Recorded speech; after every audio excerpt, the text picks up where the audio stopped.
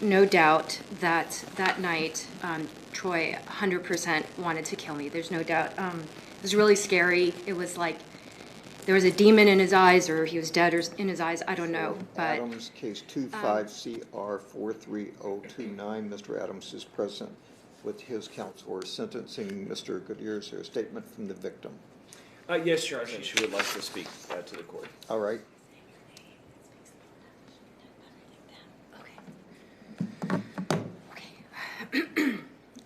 So, name Inju Lisa Berry, and do you mind just go ahead and get started? Yeah. Okay. Okay.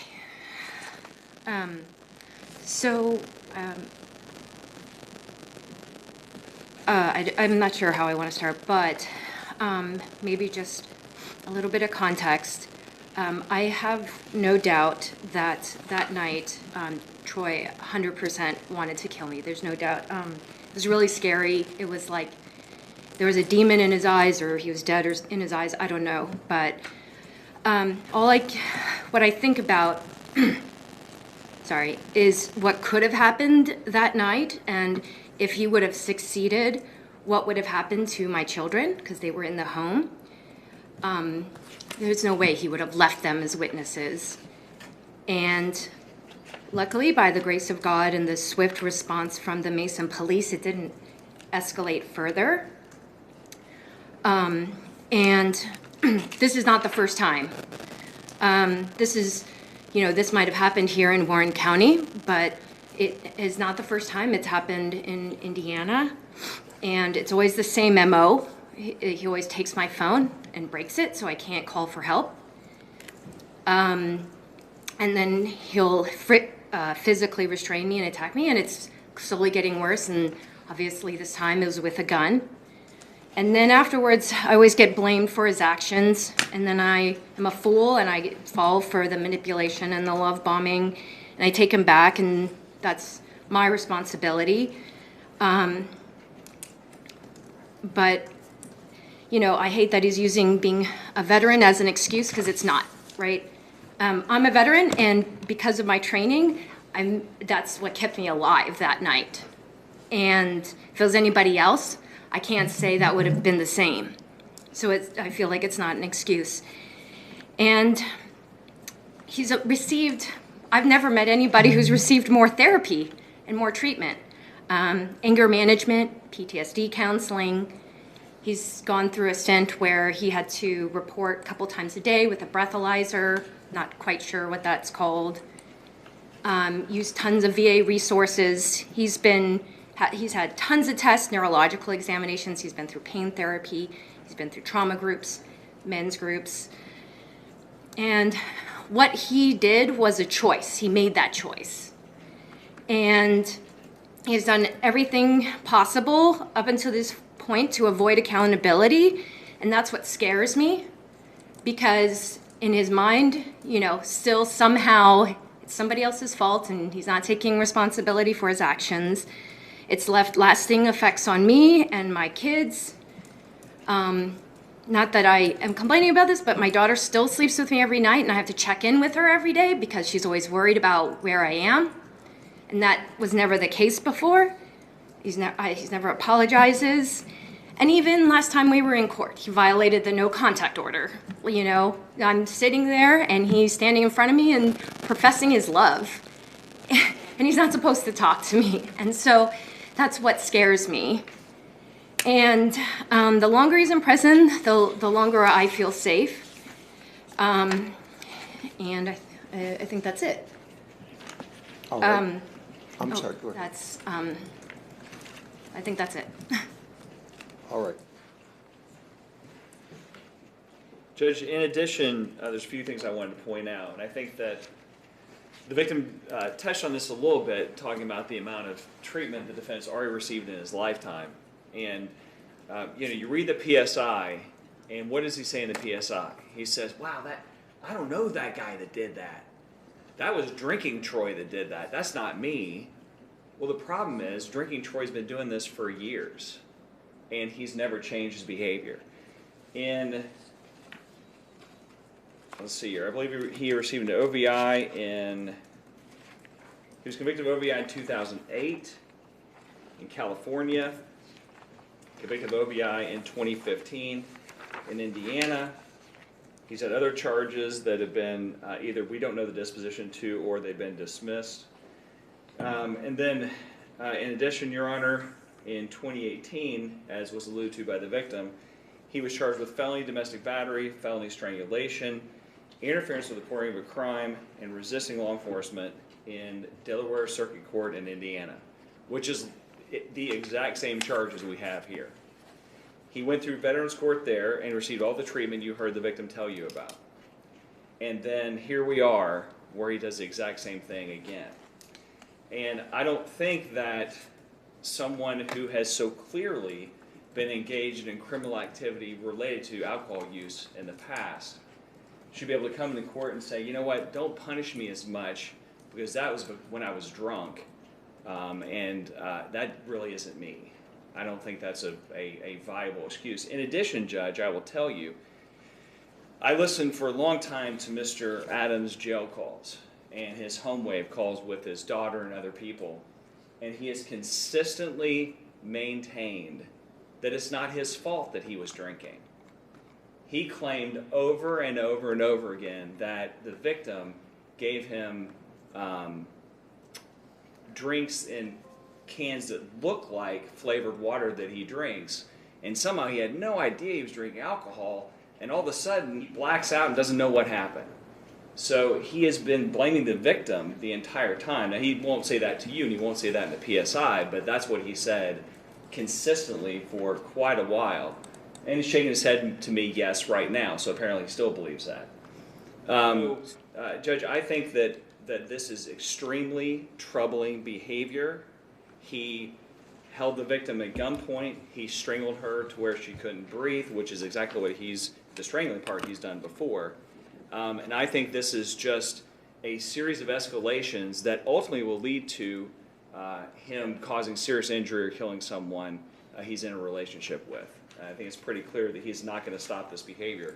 That being the case, the state would ask the court to impose a very substantial prison sentence. The minimum sentence he faces is 3.5 years, so 6 months on one of the felonies and then 3 years on the firearm specification. But I don't think 3.5 years, Judge, in these circumstances is nearly sufficient. The state would ask the court to impose a prison sentence consecutive on those two charges. So the maximum on those two charges, so 7.5 years would be the maximum sentence possible on those two charges, and that's what the state thinks is an appropriate sentence in this case. Thank you. All right, thank you. Mr. Brittingham, anything on behalf of Mr. Adams? Yes, Your Honor. Thank you. In his past, Troy worked for a long time as a night manager at Walmart, store manager. Disabilities ultimately made that job impossible because he was struck by lightning for the second time. That's not in dispute. I believe that was confirmed at a prior hearing, actually, before the court. He served in the U.S. Army. I think this was in the PSI, but I do want to highlight a couple things. Served in the U.S. Army from 82 to 85, also in the reserves from 86 to 90. Received an honorable discharge from the U.S. Army. He did undergo a significant trauma there, not war-related trauma, and I would prefer not to air it here in open court, but I think I recall.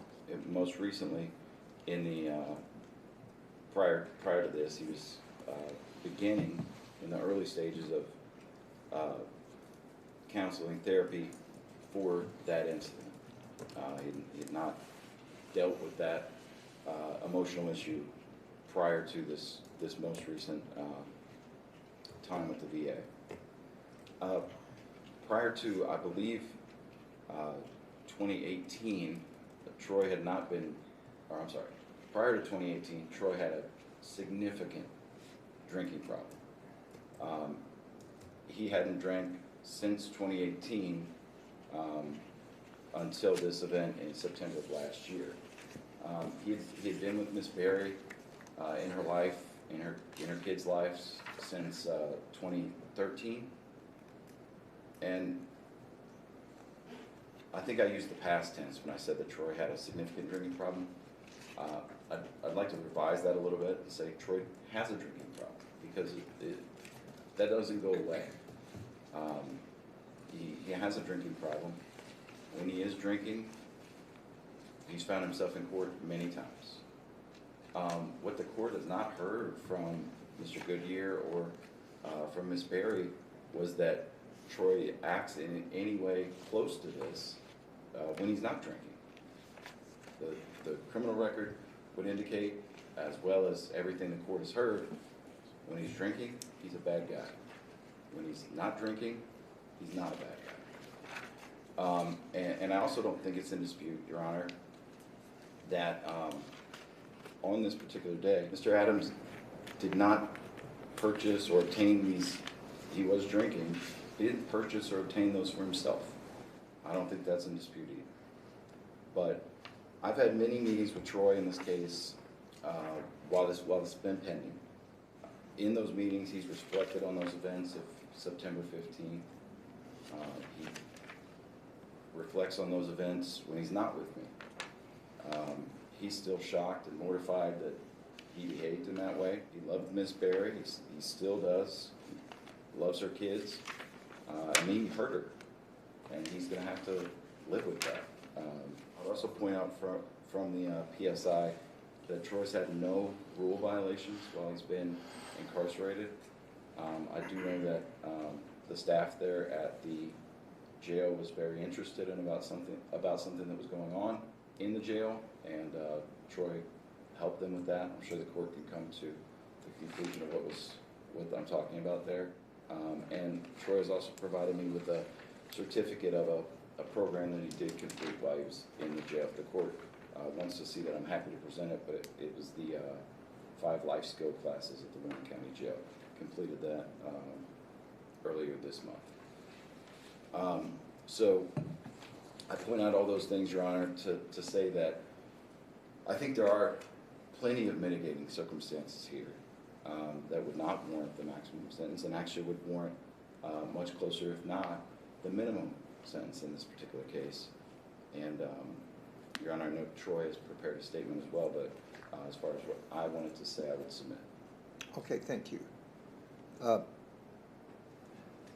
Mr. Adams, anything you want to say, sir? Yes, sir.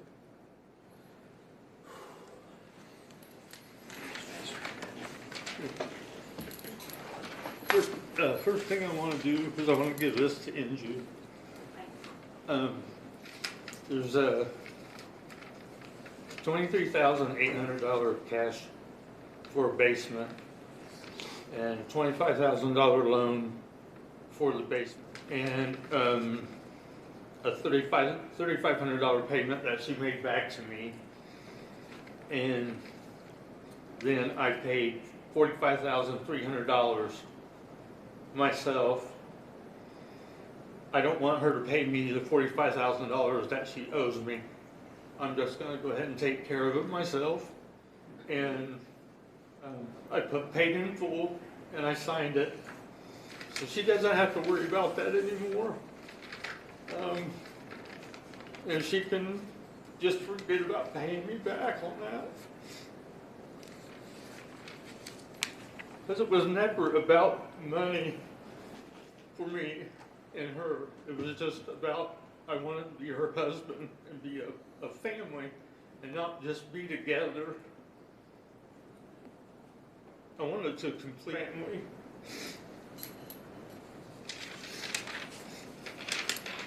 But she never would. It was just hard.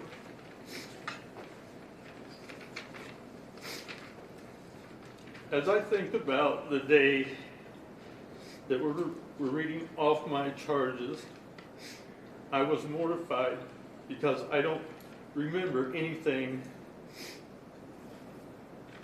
The last thing I remember is trying to get to you and Alexia on the 18th hole. I saw you two walking on the 18th hole where they were giving stuff away in the pizza thing. I was getting dizzy, and I thought I was getting ready to have a seizure like I did at Dad's funeral. And before I could get to you, everything went black, and that's the last thing I remember. The next thing I remember is waking up in the front of the house and I felt like my back was broke. I was completely ashamed of myself and I am still at a loss for words. It was like I was listening to someone else's charges. I was beside myself. I would never intentionally harm you or the children or anyone for that matter. I have known and felt brutality at the hands of others and would never and would not wish that on anyone. I'm extremely ashamed of myself that my actions brought us here today. It is hard for me to grasp that I hurt and scared you and you. I truly don't remember what happened and that scares me. It was not me that night. It was the evil inside. I couldn't control me from all the trauma that I have suffered over the years. I have issues from being attacked, tied up, and sexually assaulted in the military that I recently told you about and started to have flashbacks that past week that we talked about. So starting right now, Andrew, I'm asking you to find it in your heart to forgive me. You've never forgiven anybody for anything, and you're walking around with so much hate inside of you. I wish you would learn to forgive people, just even for the smallest things. Carrying around all that hate inside of you is killing you. I'm truly sorry you had to endure what you did. I wish we could talk because, you know, it's important how important your feelings and desires are to me. But if this is all the closure we get, I pray you don't burn with hate towards me. I'm so sorry. I love you more than I've ever loved anybody in my life. You know that you're my soulmate.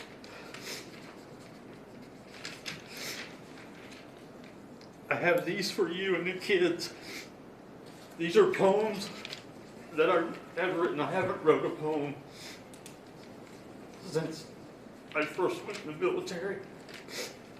But God promised that He would heal my brain. I've talked to Him through a prophet. I've turned my life over to Jesus as my Savior, and He started to heal my brain, and I'm doing a lot better. I'm so sorry. I feel like I'm dying every day.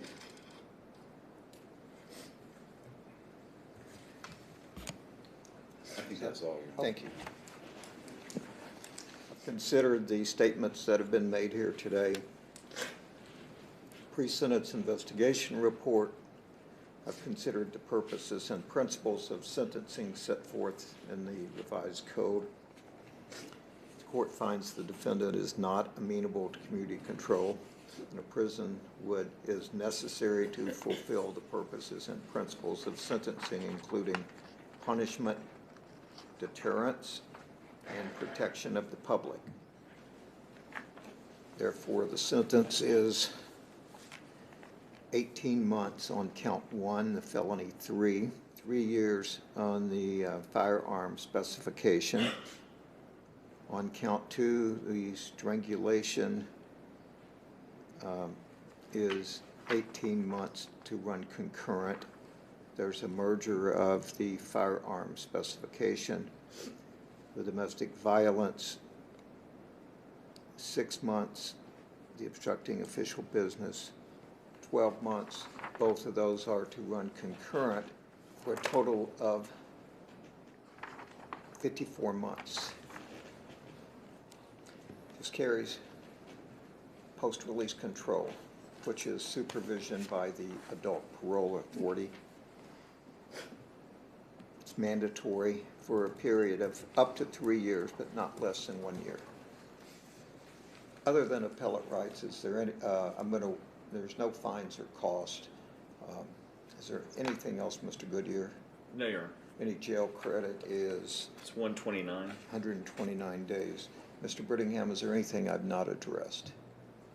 I don't believe so, Your Honor. All right. Mr. Adams, you have a right to appeal this sentence. You have 30 days from today to file a notice of appeal. If you cannot afford an attorney will be appointed to represent you. Any document you need will be provided at no cost. Do you have any questions, sir? All right, that's all.